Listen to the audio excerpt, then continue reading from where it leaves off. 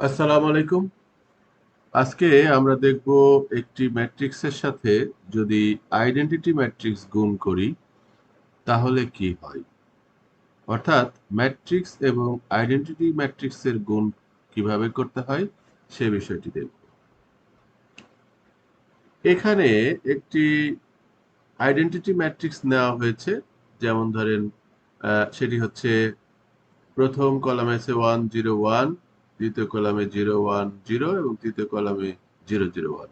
আপনারা জানেন identity matrix হচ্ছে যে প্রিন্সিপাল ডায়াগোনালের সবগুলি যদি 1 হয় এবং বাকিগুলি যদি 0 হয়, যেমন এখানে প্রিন্সিপাল ডায়াগোনালের সমস্ত আইটেমগুলি দেখেন 1 1 1 এবং বাকি আইটেমগুলি 0, তাহলে সেই ধরনের ম্যাট্রিক্সকে আমরা বলি আইডেন্টিটি ম্যাট্রিক্স। তো আইডেন্টিটি ম্যাট্রিক্সের সাথে অন্য যে কোনো ম্যাট্রিক্স যদি আমরা গুণ দিই তাহলে আলটিমেটলি কিন্তু এই সেই যেটা গুণ দিব যে ম্যাট্রিক্সটা সেই ম্যাট্রিক্সটাই রেজাল্ট হিসাবে আসে।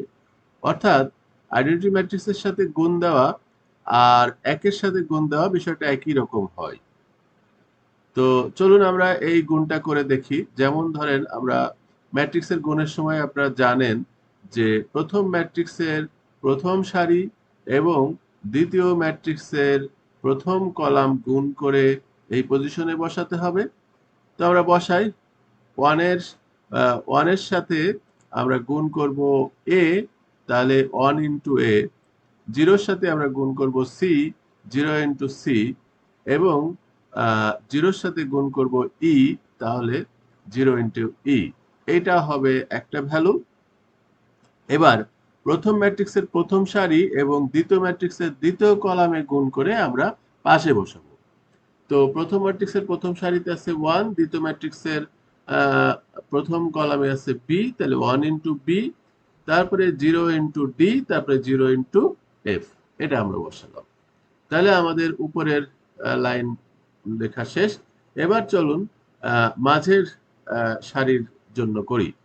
মধ্যবর্তী সারিতে অর্থাৎ দ্বিতীয় সারির সাথে গুণ দিব এখন আমরা প্রথম কলাম, দ্বিতীয় ম্যাট্রিক্সের প্রথম কলাম, তাহলে 0 ইন্টু এ, 1 ইন্টু সি এবং 1 ইন্টু এই সরি 0 ইন্টু ই। দেখেন 0 ইন্টু এ, 1 ইন্টু সি এবং 0 ইন্টু ই।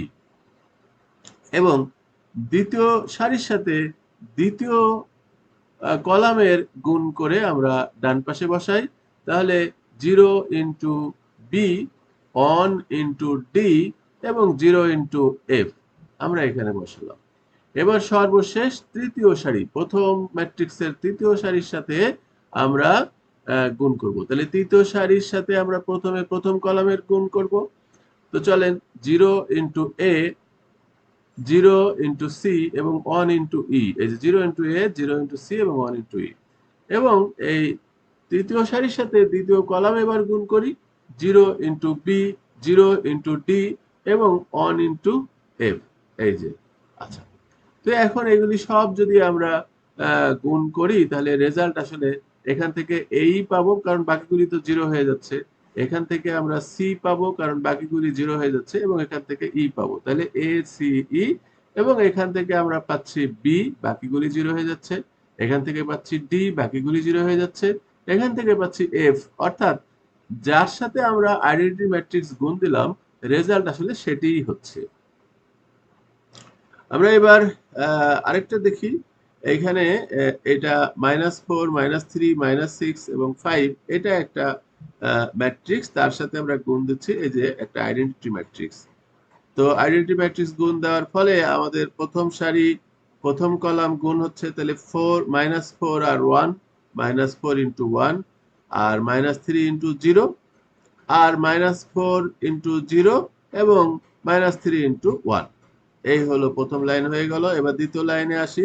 -6 ইন্টু 1, -5 ইন্টু সরি 5 ইন্টু 0, এটা আমার হয়ে গেল। এবার -6 ইন্টু 0 আর 5 ইন্টু 1, এই যে এখানে লেখা হয়ে গেল। তো এটা যদি আমরা গুণ করি, -3 আর 0 গুণ করলে আসলে 0 হয়ে যায়, 5 0 গুণ করলে 0 হয়ে যায়। আসলে এখানে -4ই থাকবে আর নিচে -6 থাকবে, এখানে -3 থাকবে আর এখানে 5 থাকবে। আলটিমেটলি যেটা ছিল সেটাই আমার রেজাল্ট হিসাবে আসছে। তাহলে আমরা বুঝতে পারলাম যে যে কোনো ম্যাট্রিক্সের সাথে যদি আইডেন্টিটি ম্যাট্রিক্স গুণ দেওয়া যায় তাহলে সেই ম্যাট্রিক্সটাই রেজাল্ট হিসাবে আসে। তাহলে আমরা আগে জেনেছিলাম যে দুটো ম্যাট্রিক্সকে যদি গুণ দেওয়া যায়, যেমন এ এবং বি দুটো ম্যাট্রিক্স যদি হয়, তাহলে A into B not equal to B into A, এটা আমরা আগের থেকে জানতাম। কিন্তু আইডেন্টিটি ম্যাট্রিক্সের ক্ষেত্রে কিন্তু ইকুয়াল টু হবে, অর্থাৎ B into identity matrix equal to identity matrix into B, একই রেজাল্ট হবে। কারণ কি, দুই ক্ষেত্রেই তো আমরা আসলে গুণ করার ফলে এখানে বি পাচ্ছি এবং এখানেও বি পাচ্ছি। আইডেন্টিটি ম্যাট্রিক্সটা আসলে একের মতো আচরণ করছে।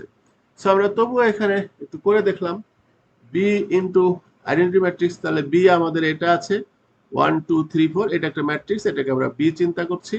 আর 1 0 0 1 এটাকে আমরা আই চিন্তা করছি। তাহলে এই দুটো গুণ করলে কি হবে, গুণ করলে আমরা জানি যে আইডেন্টিটি ম্যাট্রিক্স গুণ করলে আসলে আহ, সেই সেই ম্যাট্রিক্সটাই হয় যার সাথে গুণ দিচ্ছি, তাহলে সেটা এখানে বসলো। আবার যদি আমরা আইবি করি তাহলেও কিন্তু সেই 1 2 3 4ই হচ্ছে। তাহলে আলটিমেটলি আমরা বলতে পারি B I equal to IB. এতক্ষণ আপনারা আইডেন্টিটি ম্যাট্রিক্সের সাথে একটি আহ, আহ, সাধারণ ম্যাট্রিক্স গুণ কিভাবে করতে হয় এবং গুণ করলে কি রেজাল্ট হয়, এবং সাথে সাথে আপনারা আরো জানতে পারলেন যে কোনো ম্যাট্রিক্সের সাথে যদি আইডেন্টিটি ম্যাট্রিক্স গুণ দেওয়া হয় তাহলে সেই ক্ষেত্রে আমরা B I equal to I B আমরা পাই। তো ধন্যবাদ সকলে, আপনারা এই ভিডিওটি দেখে বুঝতে পেরেছেন বলেই আমার বিশ্বাস। সবাই ভালো থাকবেন।